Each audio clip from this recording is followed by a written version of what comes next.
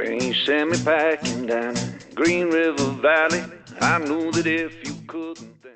Hey, it's Adam with Mile High Stash, the podcast that asks what 5 albums you would take to a remote Colorado cabin in the event of a zombie apocalypse. I wanted to tell you that I now have a little donation button at milehighstash.com if you want to support the podcast with a few bucks so I can make it sound better and, just keep it going every Monday. You can also Venmo me at AdamIce9. More importantly, dry January is over. Welcome to wet February. I made it through 30 sober days, and here I am about to grab a glass of wine after our first episode of February. We've got my favorite guitar player of all time. Anyone who knows me has heard me geek out about Adrian Belew, and now I get to geek out with him. This guy played on Paul Simon's Graceland. He played on The Downward Spiral by Nine Inch Nails. Most guitar players want to play the blues or a lot of notes and basically scream at the audience, "Look, I'm a really good musician." Adrian Belew gets a shot at a guitar solo and might try to sound like a bird or an elephant. And maybe a lot of people are like me in that when they were teenagers discovering what music they liked, they also discovered that Adrian Belew played on most of it, whether it was David Bowie or Frank Zappa or King Crimson. But what you might know him from the most is what I consider the peak of the Talking Heads, which is Remain in Light. It's orchestral funk. It's spiritual, almost, and it's just weird as fuck. Once in a Lifetime was the hit, but there was John Hassel's avant-garde horn, Brian Eno's literal and metaphorical voice all over it, and most importantly, the absolutely out-of-the-box lead guitar by Adrian Belew, who was discovered actually just a few years before Remain in Light by Frank Zappa while playing in a Nashville bar. Adrian and I connected to talk about Remain in Light because he and Jerry Harrison just put together a band that's playing Remain in Light and other Talking Head stuff on an extensive tour that starts in Denver on February 16th and then hits the Bolter Theater the next night, February 17th, and keeps on going. And it'll probably get extended much longer. But before I share my chat with Adrian Belew, I want to make sure every single person listening to this puts on Marquee Moon by Television sometime soon in honor of the late, great Tom Verlaine, who just passed away. If you grew up listening to rock and roll and reading William Blake or William Burroughs or Rimbaud, if you love the Velvet Underground and beat poetry, but also the big guitar jams of the Allman Brothers, you will love Marquee Moon. It changed my life when I was 15 or 16. And I'm sorry, not sorry, not sorry, to all my bandmates and girlfriends over the years who I essentially tied down and made listen to all 11 minutes of Marquee Moon in silence. Anyway, we've got a little warmer weather in Boulder right now. Maybe it's up to 30 degrees from 3 degrees. And I'm excited to get out on my bike again and play 105.5, the Colorado Sound, on my little Bluetooth speaker while I ride up the canyons. You never know what you'll hear on the Colorado Sound, but it's always good. And I'm grateful for their support of Mile High Stash. You know what else is good? Moncton Guitars in Broomfield, right between Boulder and Denver. Whether you want to shine like the Mississippi Delta on a national guitar from the 1930s or grab something brand new Les Paul or something, Moncton has got it all. Here's my chat with Adrian Belew, including his very own Mile High Stash, after a few words about Moncton Guitars. Oh, and set me free.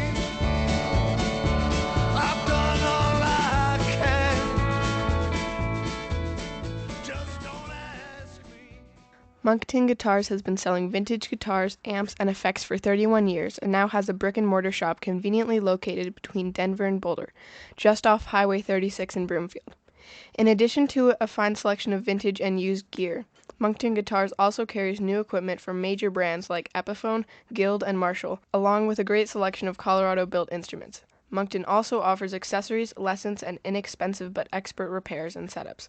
So check out monctonguitars.com today for more info or just stop by. That's MONKTON Guitars in Broomfield.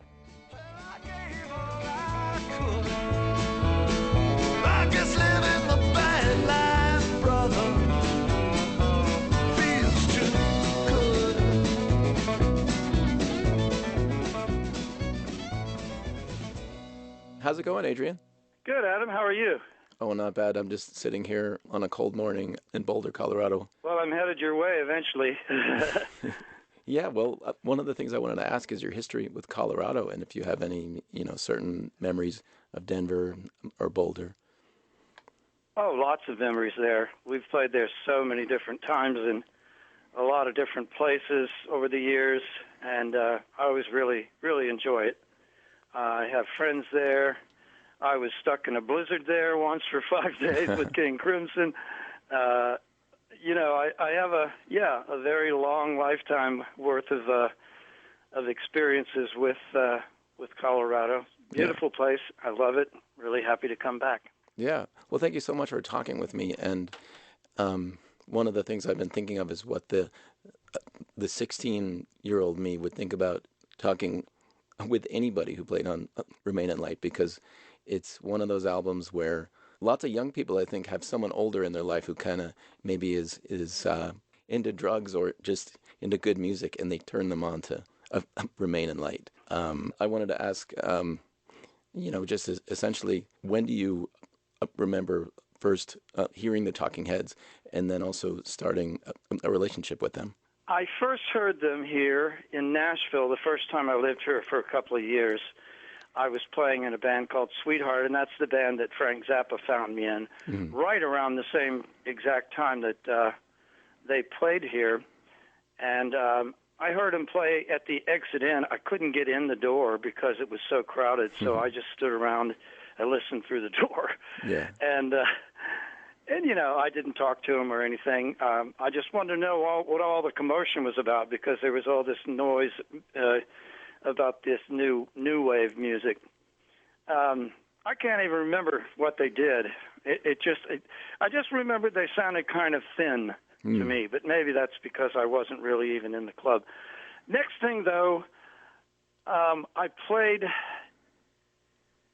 a year or two later with David Bowie at Madison Square Gardens, and they were in the front row. And I think that's how they first heard me. Then they went on a tour in support of Fear of Music, the record just before Remain in Light.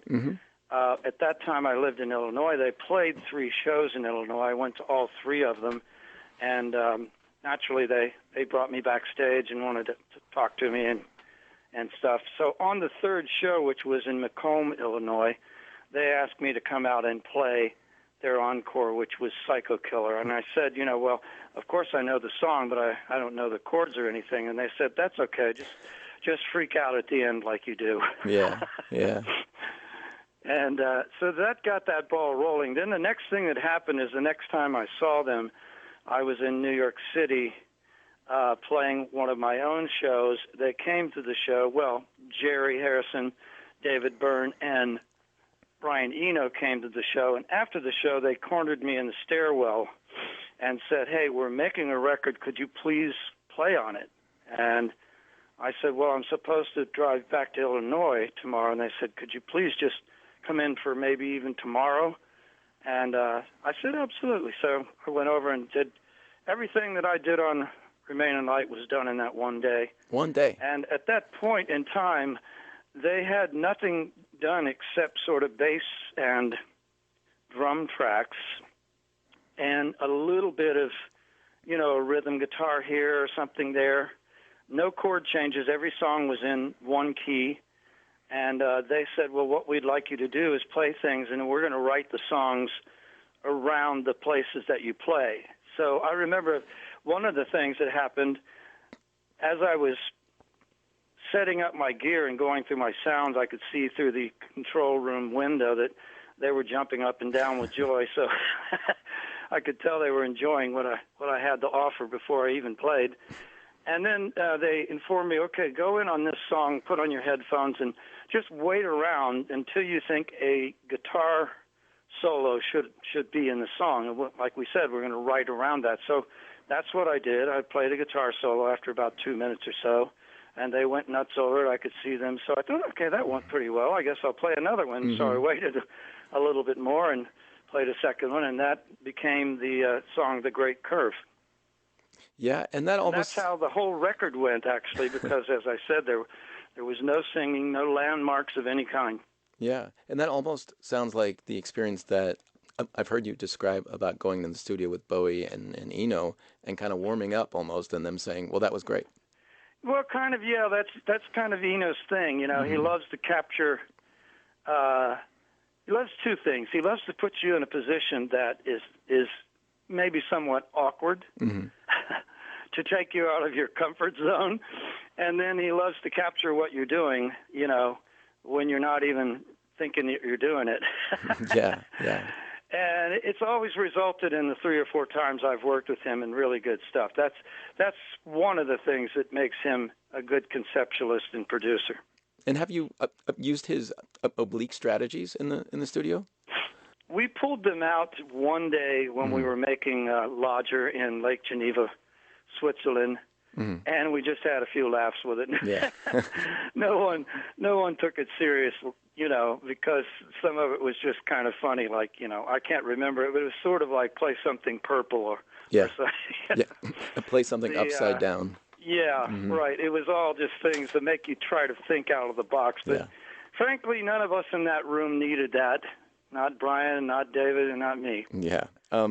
How did you get this band together to do this Remain in Light tour? Jerry and I had talked for several years about trying to do something to revisit the 1980 Rome show that is on YouTube. So many people love that show. It's incredible. And both of us felt like it was really a good time to bring out that kind of music again because of the way the world is. Of course, we couldn't figure out how to actually do that. It seemed so daunting. But then he produced a band called Turquoise. Oh, yeah. And Turquoise was started 10 years ago based around Talking Heads. That was their favorite music. So they were, a big band, and they could cover all the material. So Jerry called me finally and said, I think I have a band here that was perfect for this. The next thing that happened is a few months later, they flew into Nashville. They played in Nashville, and Jerry flew into Nashville, and he and I went to their show. They played 3 songs, and I looked at Jerry and said, you're right, this is perfect, let's do this. So that's how it started. The fact that we didn't have to put together a band, it was already there, and it was a band that played together for 10 years. Some people listen to Stop Making Sense or watch the movie and say that's the height of Talking Heads. But for me, that concert in Rome, as well as the album of the name of this band is Talking Heads, to me that's the peak of Talking Heads. And I have a lot of people say to me that that's the peak. So I guess it depends on when you came into the picture.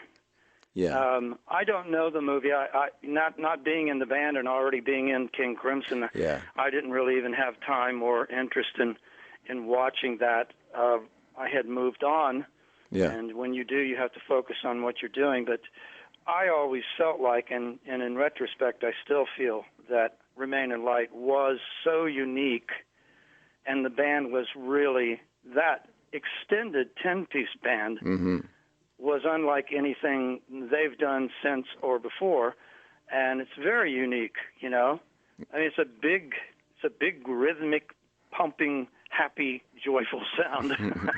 Yeah. And not many bands can do that. So Yeah, I agree with those people who think that was the highlight.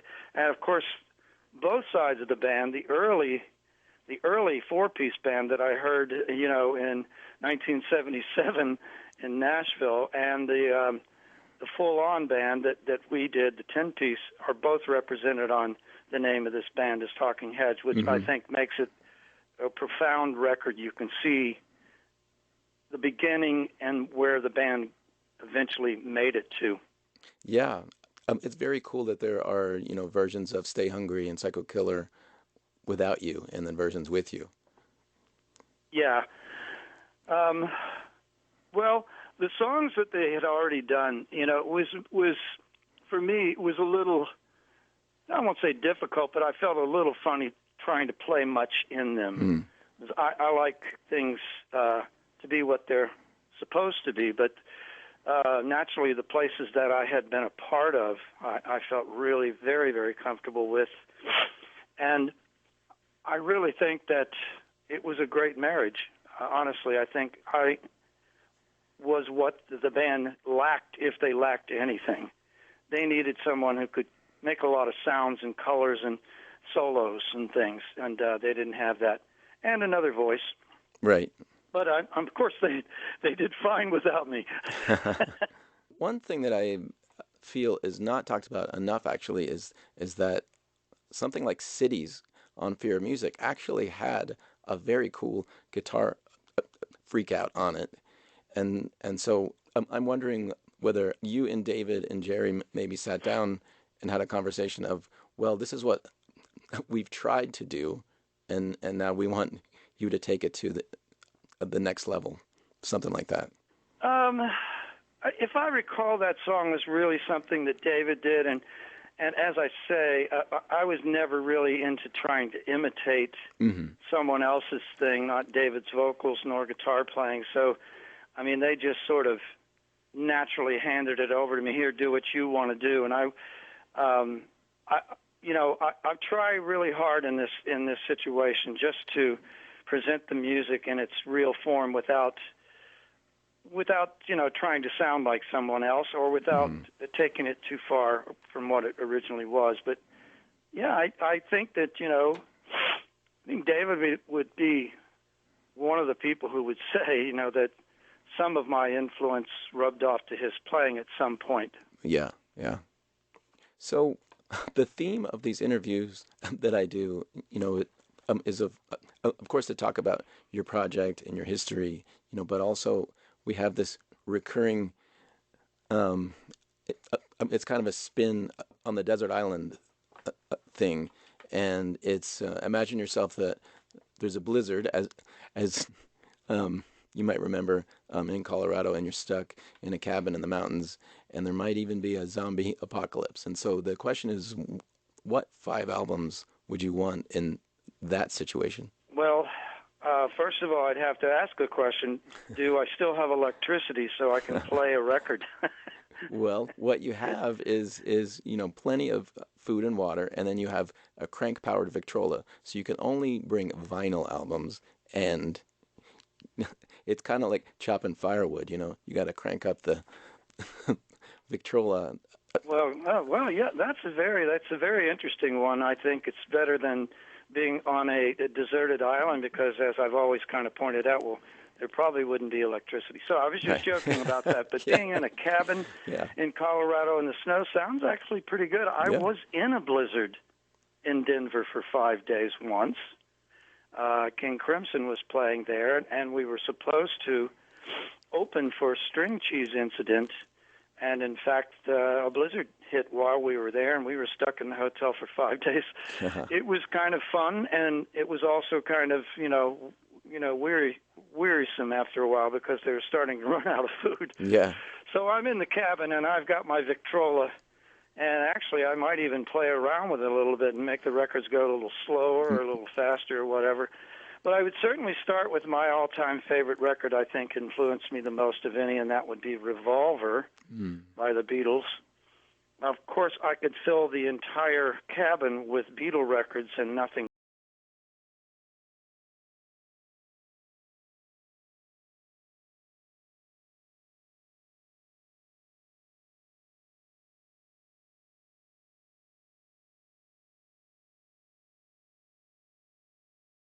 really influenced me when I was young. Another record would be Jimi Hendrix's first record, although all three of them would fit the bill.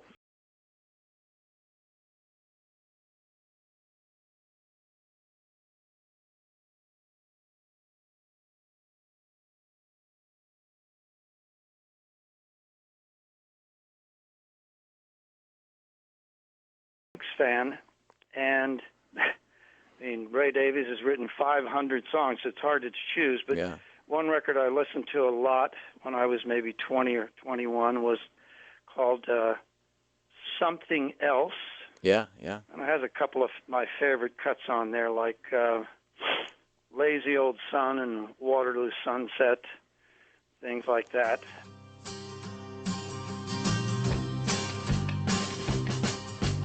Tom is young and Tom is old. Tom is as bold as the night of old. But whenever he... What the heck? I'll throw in Remain in Light just to Nice. remind myself.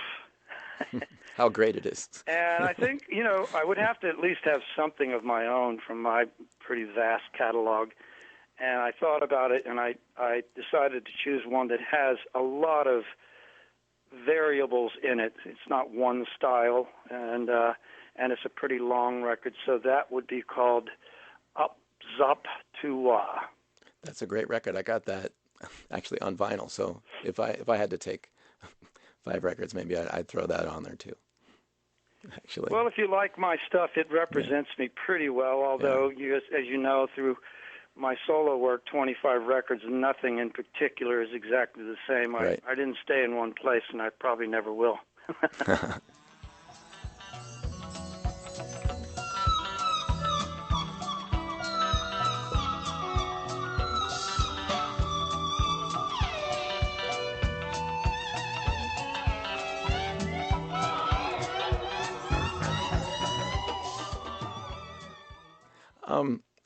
You also made an album with Les Claypool. I think it was called Ampersand. Is that correct? It wasn't an album. I had Les Claypool and Danny Carey from Tool Yes. Yeah. play on 5 songs of mine that I was making. 3 of them ended up on the side 1 record, and 2 of them, the other 2, ended up on the side 3 record. I made 4 records called side 1, 2, 3, and 4. Okay. And it was fantastic. That was an incredible trio. So Yeah. we had a week together in San Francisco at Les's studio, and we had a great time. I love both those guys very much, and we just had a really great time. And now, of course, it was just released yesterday. First time I heard about it too.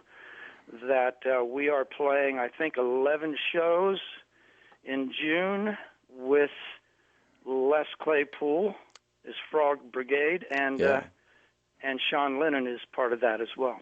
Yeah, and I was going to ask whether there's going to be collaboration on stage during this tour.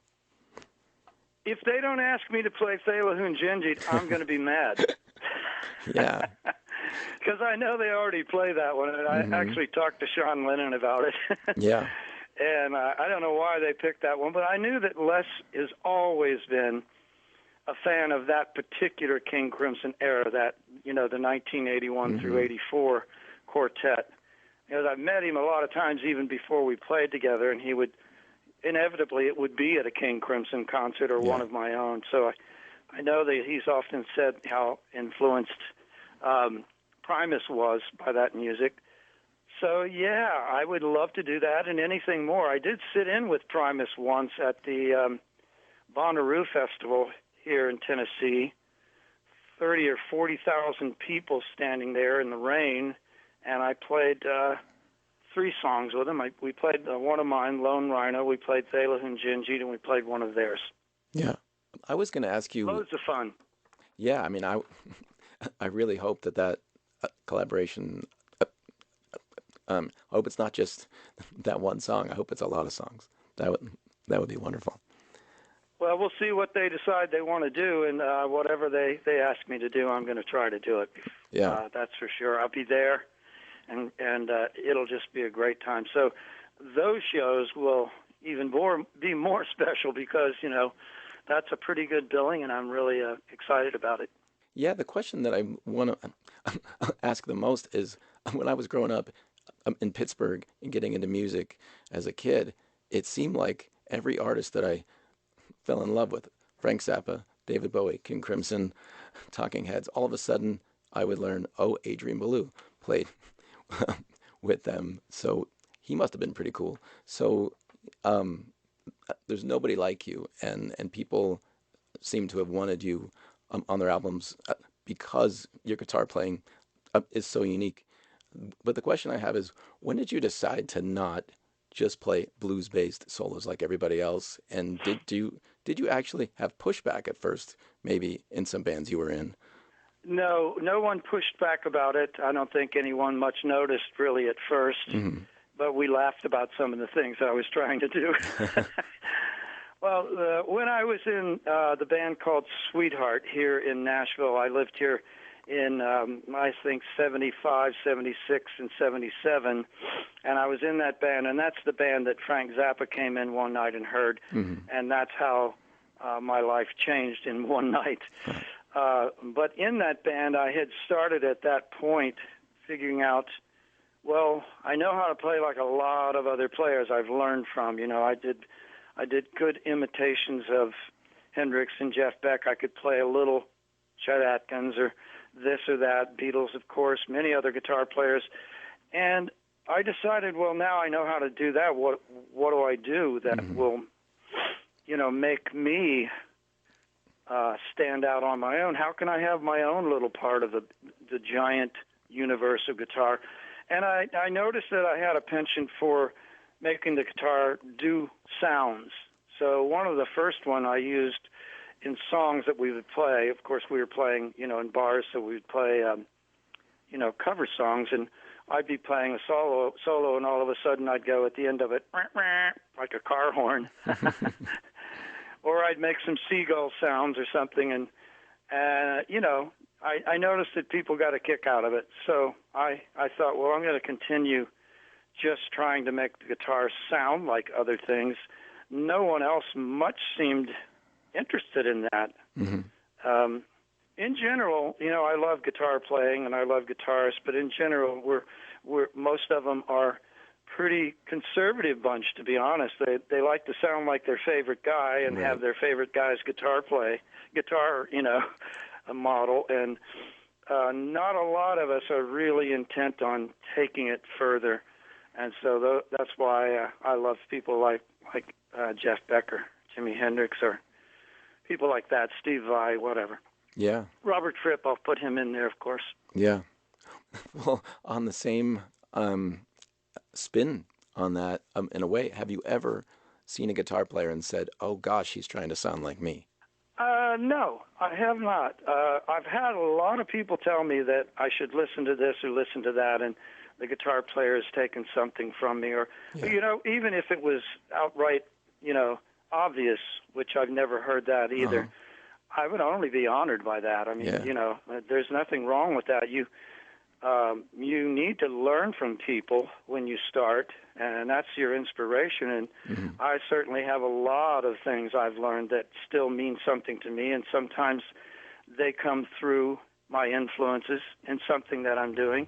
Yeah. I don't find anything wrong with that at all. I would be honored.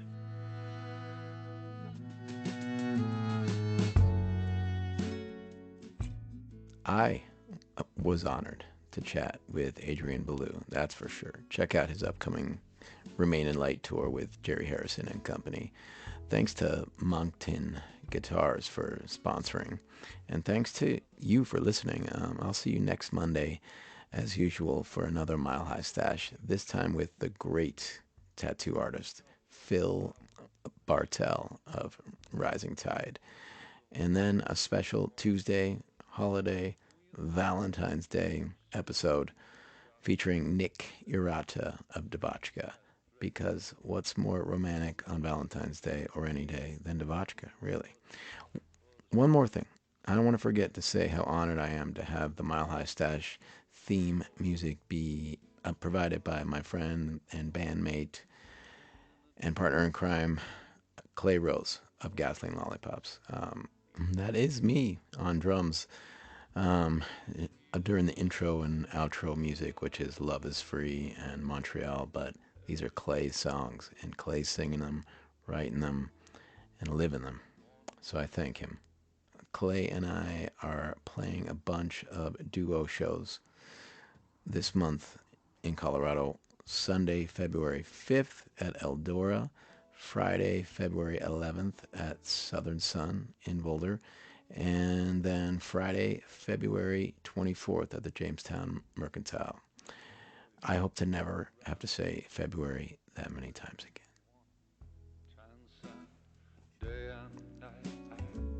Yes, I'm old-fashioned, I just don't share your passion for ever-changing eternal twilight.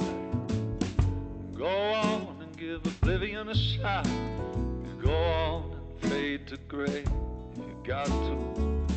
Maybe you'll do better without God, and maybe I'll do better without you.